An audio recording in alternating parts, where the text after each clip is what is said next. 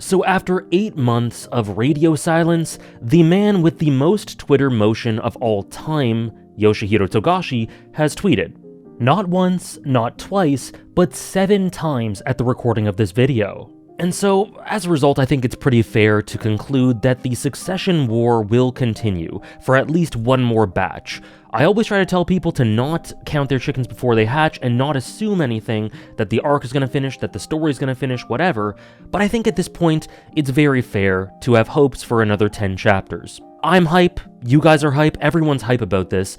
I wanted to sort of use this video to put out my predictions for sort of big picture things that I think will happen. Now, some of these are going to be pretty out there predictions, and you might think a couple of them are safer, but they are big things that I think will shape the landscape of the series going forward, and that will be some of the main topics on everyone's mind with this arc, and how I think it'll all pan out. Some of my takes being rather popular, some being kinda weird. Now, I'm not a predictor, I don't tend to do this, so feel free to bookmark this if I'm wrong and come back and tell me that I was 0 for 5, but hey, there's nothing wrong with being wrong, and it's fun, so let's get into it. The 5 major things that I think will happen in this arc. Number 1, well, multiple things are attached to this. I think that most, if not all, of the Phantom Troop will die, and Chrollo will live. I think that there has been a bubbling dynamic and parallel dynamic and mirror dynamic between Hisoka and Chrollo for the entire series that since the beginning of the arc has really come to fruition.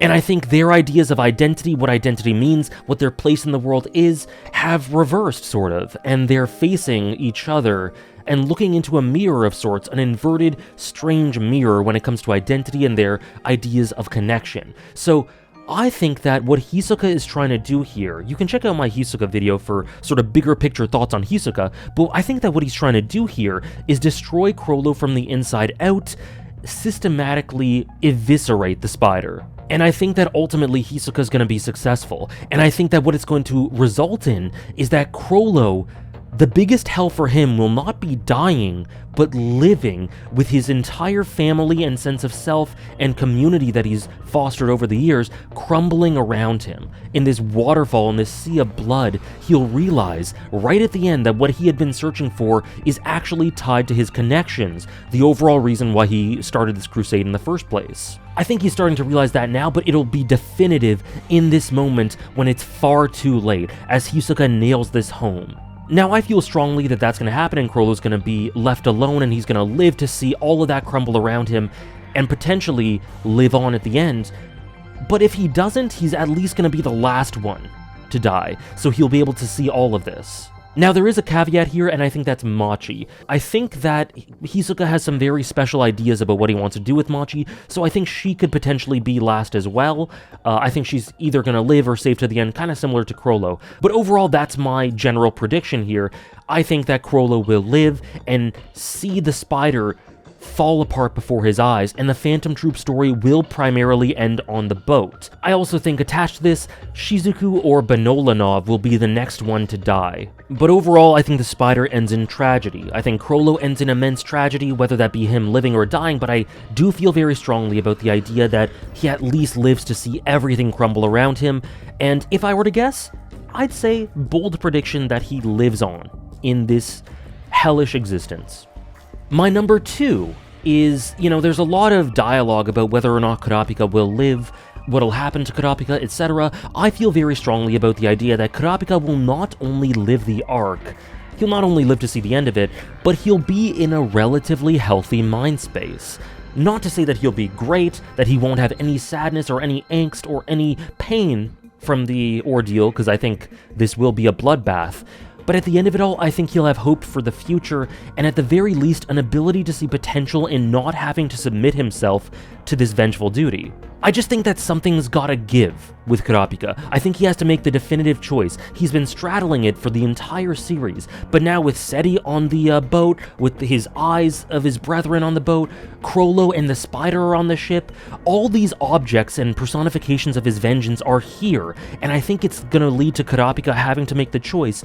Do I fully dive into darkness and stop straddling and walking this in-between path, or do I relent and let go and live my life in the way my friends want me to live it, in the way that my brethren would have wanted me to live it. And I think that Kurapika will relent. I think Leorio could have an impact here, but I think Wobble will be a huge factor. Choosing life and hope over vengeance and holding on to the past, some sort of choice I think he's going to be confronted with, and I think he's going to let go. And I think this is very much in keeping with the way that Togashi really likes to take apart and then reconstruct very classically shonen ideas and themes. Number 3 is probably the biggest overall question posed at the start of this arc, which is, who will win the Succession War? And there's lots that could happen here. I think that if you go through all the candidates, so many of them are amazing characters, but you can, I think, pinpoint reasons as to why they won't win. I think Benjamin is a fantastic character who's been great, especially in the last batch, but I think we've been exposed to a lot of his flaws, as a leader, not as a person. I think he's a bit too emotional, maybe a little bit too tunnel-visioned and naive, and a bit of a soft center that can be exploited. I think Hulkenberg has the conviction, the commitment, the resolve, and is willing to do everything for this reformist quest.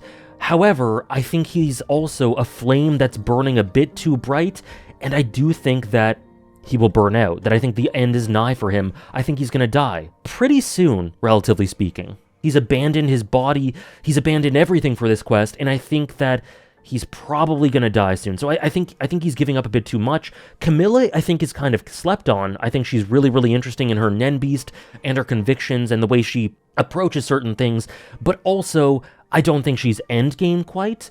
I think there's a good chance that Fugetsu survives and carries forth Kacho's torch, but I don't think that she wins.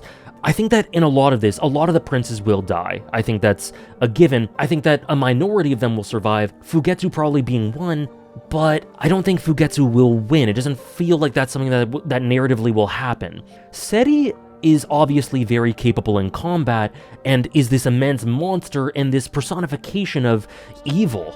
And he's been built up and up and up, and he has all these great dynamics with deciding to ignore connection for this darkness and diving deeper and deeper to sort of contrast Meruem and Kurapika in certain ways. And I think he's going all the way to the end, but I don't see him winning. I think he'll fall at the end somehow. I think he'll be defeated or die. I think he's going to last the whole arc, but I think he'll fall at the end. Mostly because narratively, him winning would literally lead to the world's doom, with all that he'd get as a result of winning and the ritual and everything. It has insane ramifications for the whole world, but I don't think that the story can really handle him winning. I don't think we live in that world. So I don't think Seti will win either.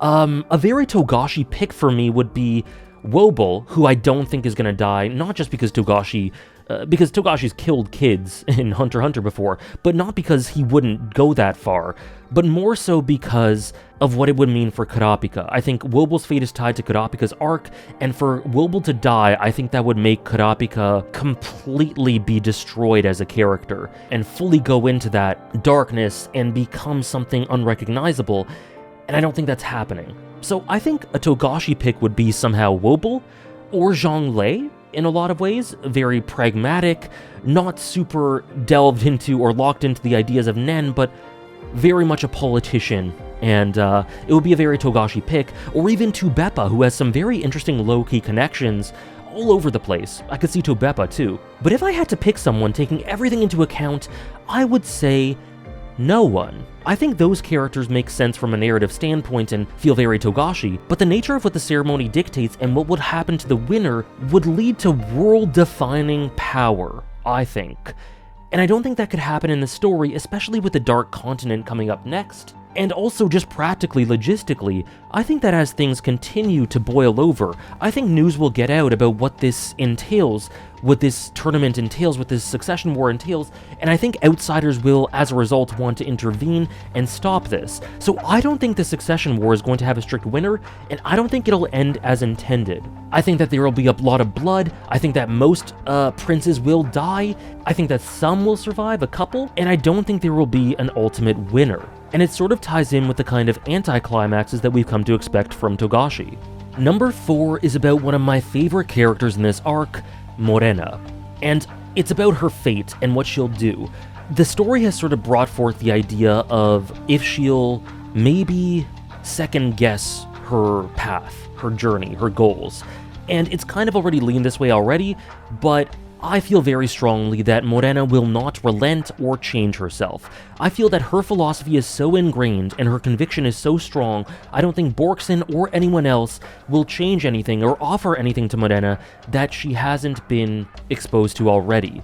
I think that if something could have changed her mind by now, then it probably would have, through her experiences, and she has her views on humanity and the world and what needs to happen to it, and I don't think she'll stray from that. I think that she'll continue to destroy all, choose actively to do so, in contrast to Kurapika, in diametric contrast, and I think that it's most likely that she dies while doing so, ultimately being tempted at times but not regretting a thing. I think her goal, and the fact, or the prediction from me, that she will not stray from it means that she has to die. And I don't think Borkson is there to offer her a genuine chance at changing. I think she's there to show her reflecting on her sad resignation that her life is sad. Would she love to maybe connect with Borkson and warm up to her? And would she sort of fantasize of a life in which they could be close? I'm sure she does. However, she ultimately has chosen not to, and she will not stray. And honestly, more so than Borkson changing Morena, I think it's very possible that Borkson ends up buying into Morena's worldview through example, through persuasion, through seeing what Morena sees, rather than Borkson changing her. And I think Borkson could go down Morena's dark path and they could end up partners in that way, or something like that. I feel very strongly that Morena and Borkson will end up continuing to go down the dark path, particularly Morena. And, to add on to this, I think both will probably die. I don't think Morena can exist as she does in this story without dying, and I don't think she's about to change. So I think that Borkson could end up being another sort of sacrifice for her conquest. Not intentionally, not one that she wants to happen, but I think that Borkson could die, and Morena will look at that and go, well, that's just part of my quest, and continue, and ultimately die as well. Lastly is about our beautiful, lovable clown, jester, magician. So lots of people seem to think that there is gonna be a winner between Hisoka and Chrollo, and Hisoka and the troop. And as you can already tell by my number 1 here, I think if there is a winner, it will be Hisoka. I think that Hisoka will survive. I don't think he's dying on this boat. And also, I think that whatever reflectiveness, whatever bits of existentialism he is going through right now, he seems to be reflecting on what he wants, who he is, what he will do with himself, what love is, what he wants out of the world, what he wants out of combat, all these sorts of things. Again, I talk about it in my Hisoka video. He's reflecting on all these sorts of things and very contemplative, and he's a little bit lost in certain ways. I think that by the end of this, he will go through his own internal arc, and all that will be resolved. I think he'll end up the winner of this. I think that in the wake of the spider's destruction, he won't have a Kurapika is drowning in an indescribable emptiness moment. I think that he'll be satisfied. I think he'll come out of it full and whole, and understanding who he is, and not feeling empty because it's over. I think he'll reconcile all these disparate aspects of himself. He'll play a huge part in destroying the spider from the inside out, and ultimately be left with not a sense of wanderlust, but a satisfaction and a determination, locking in the Detours theme, reconstructing his reconciliation with the Detours theme to ultimately be like, okay, what next?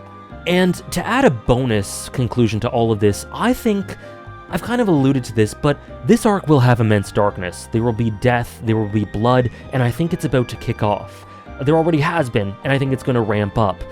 There will be immense darkness, there will be tragedy, there will be tearjerkers and very visceral tragedy and darkness, and stuff that makes you feel disturbed. But at the end of it all, despite the tragedy with the spider and Chrollo and what will happen with Morena and the bloodshed and all of that, I think that this arc will somehow end with possibility. Maybe not necessarily hope, but steps towards hope. An idea that the characters after the dust settles will be able to look at the world and see tomorrow having possibility.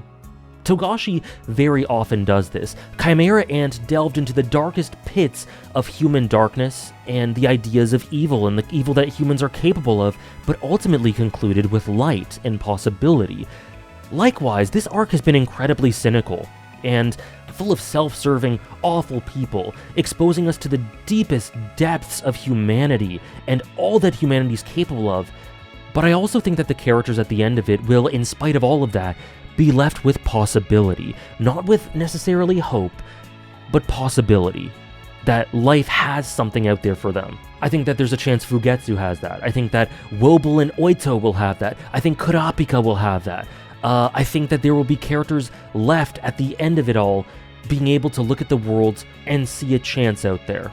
Leorio, Hisoka, the likes of Melody and Bisky and people like that. At the end of it all, there will be a sentiment of there is possibility out there, a chance to live for oneself, a chance for freedom. And there's also the Dark Continent. At the end of this all, we have to land at the Dark Continent, and while there is immense danger there, this will tickle the imaginations of the likes of Jing and Pariston and beyond, and any character who are built for the mold of the Detour's idea. And that is, despite there being immense darkness and danger, that is still exciting, and that is still part of the thesis of Hunter x Hunter. So at the end of it all, with the prospect of the Dark Continent looming over and that excitement and danger, the potential of a bit of a sneak peek at a couple of characters we haven't seen in a long time, the two most important in the story, you could say, Gon and Killua, maybe a bit of a hint of that. Yeah, I think possibility and a vast horizon will be the feeling at the end of this. Like coming out of a really dark, cynical tunnel, with a wistful look at the expanse beyond these characters, giving them a glimpse of a chance. So, those are a bunch of predictions. Some of them are bold, some of them may be a little safer. Now, I'm mostly a video analyst and a character and thematic analyst or discusser or video essayist or whatever you want to call that, so predictions are not my forte. I could end up going 0 for 6 here, but this is fun, and I'm going to put it out there for fun. There's nothing wrong with being wrong, and despite that, I'm confident in some of these. Feel free to share your thoughts on all the ones that I've said here, or your own thoughts on what's going to happen in Succession War, or to talk about characters that I haven't talked about. Thank you very much for watching, and my main takeaway is that I'm just so excited for more of this amazing, amazing arc. I think it has the potential to rival Chimera Ant, and I think it's on the path to that, and I think this upcoming batch will be very pivotal to that. Please feel free to share your thoughts on what's upcoming, and have a good one. Many thanks for watching.